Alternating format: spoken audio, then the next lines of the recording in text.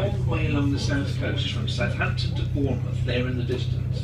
Across the Solent you can see the estuary that leads into Lymington Harbour and the flat plain of the New Forest, which still covers some 92,000 acres. We will shortly be approaching the Needles Old Battery, which was originally built in 1863 to protect against invasion by the French. West White was particularly well defended, with Fort Redoubt at Freshwater Bay, the Needles Battery and a further 5 fortifications around the coast towards Yarmouth. These fortifications were built during the 19th century by Lord Palmerston's government, and as none of them fired a shot in anger until World War I, they were known as Palmerston's Follies. Here at the Old Battery, visitors are able to access a 60-metre tunnel cut through the chalk, which leads to a searchlight emplacement and gives an up-close view of the Needles Rocks. 2 of the original gun barrels are on display in the parade ground, and there are a number of exhibitions, including one by comic book artist Jeff Campion, who used to draw for the Eagle and Lion comics. A visit to the Battery would not be complete without experiencing the 1940s tea room for light lunches, cream teas, or just coffee and cake. The surrounding headlands encompassing both the old and new batteries are now in the care of the National Trust. The Needles New Battery was built in 1893 after more powerful guns were starting to be used, prompted by concerns that vibration from the larger guns at the old battery would cause the cliffs to collapse and bring everything tumbling into the sea. The new battery and headland was the site of secret rocket tests in Britain's race for space. The Black Knight and Black Arrow rockets were tested here before being taken out to Woomera in Australia for launching.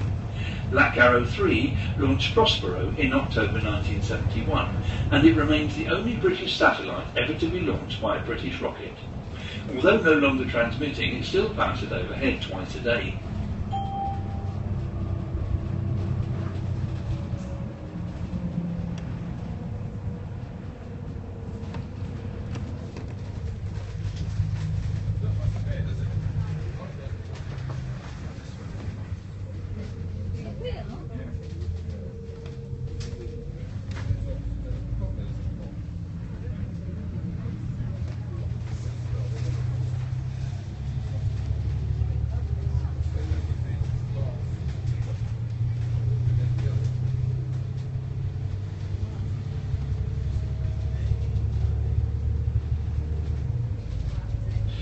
As we climb up the hill, you'll notice the Coast Guard Lookout Tower, nowadays staffed mainly by Coastwatch volunteers, keeping the coastline safe, especially during events such as the Round the Island race and Cows Week.